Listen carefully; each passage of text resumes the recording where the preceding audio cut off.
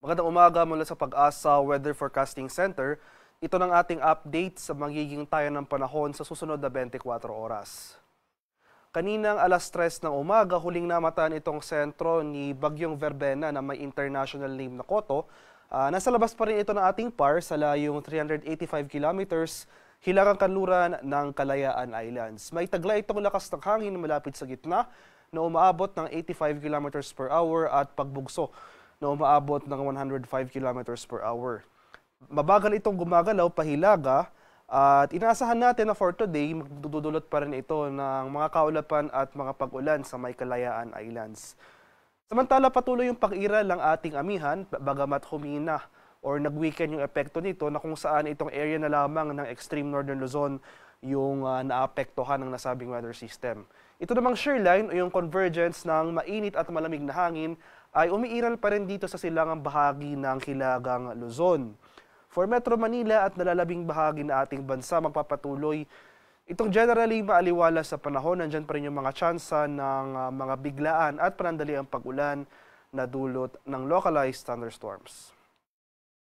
At para naman sa magiging lagay ng ating panahon ngayong araw dito sa Luzon, dahil sa epekto ng shear line o yung banggaan ng mainit at malamig na hangin, asahan natin for the next 24 hours ang mataas na tsansa ng mga pag-ulan, mga kaulapan at pag-ulan dito sa may area ng Cagayan at Apayao.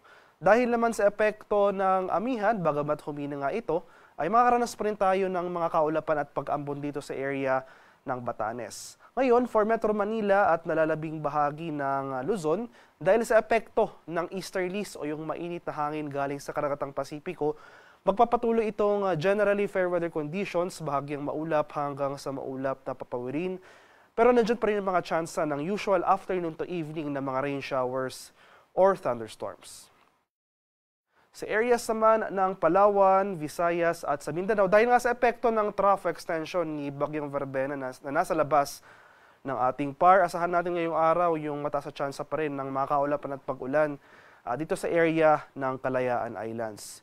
For the rest of Palawan as well as buong Visayas at buong Mindanao, magpapatuloy itong magandang panahon ngayong araw, generally fair weather, pero magdala pa rin tayo ng payong dahil posible pa rin magdulot ng mga pag-ulan yung ating localized thunderstorm, especially sa hapon o sa gabi. So maximum temperature forecast natin for Kalayaan Islands ngayong araw, posibleng umabot ng 30 degrees Celsius. 32 degrees sa Puerto Princesa, 32 degrees sa Iloilo at Cebu, at 33 degrees Celsius sa may Tacloban.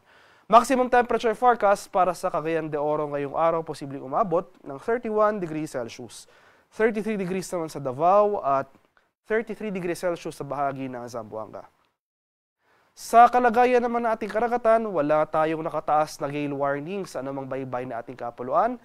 Pero iba yung pag-iingat pa rin sa ating mga kababayan na maglalayag, especially dito sa seaboards ng Palawan, dahil posible pa rin tayong makaranas dito ng katamtaman hanggang sa maalong mga karagatan.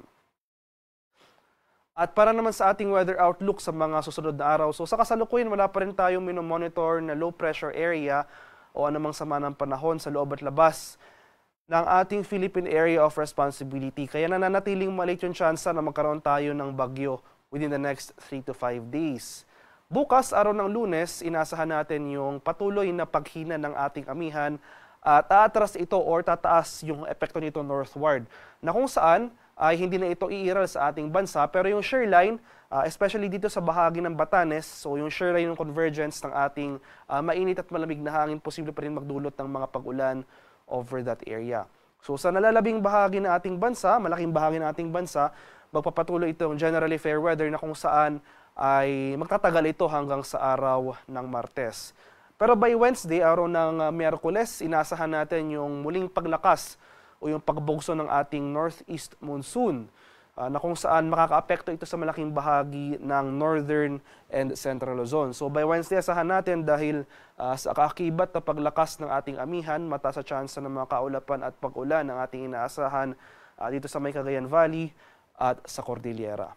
So inaasahan natin as early as Tuesday afternoon or Tuesday evening, posible na tayong mag-issue ng gale warning in anticipation sa mga matataas na alon na posibleng idulot itong pagbugso ng northeast monsoon o yung hanging amihan. Pagsapit naman ng Thursday, sa araw ng Thursday, inasahan natin yung patuloy na paglakas ng ating amihan. So, na kung saan malaking bahagi na ng Luzon at ilang bahagi ng Visayas yung maapektuhan nito.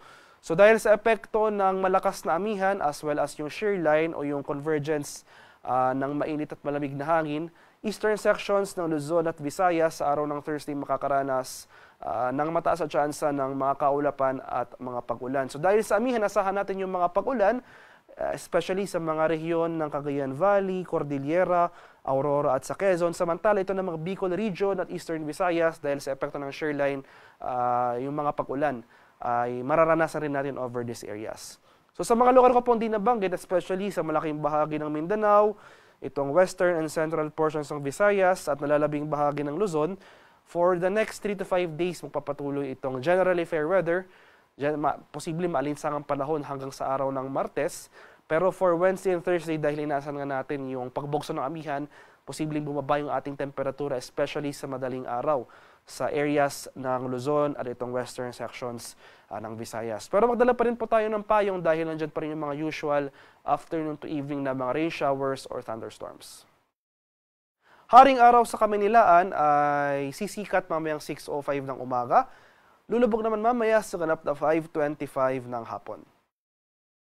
At para sa karagdagang impormasyon tungkol sa ulat panahon, lalong-lalo na sa ating mga localized advisories, ating mga heavy rainfall warnings, rainfall advisories, or thunderstorm advisories na posibleng i-issue ng ating Pag-asa Regional Centers sa ating mga lokalidad, ay follow kami sa aming social media accounts at DUST_Pag-asa.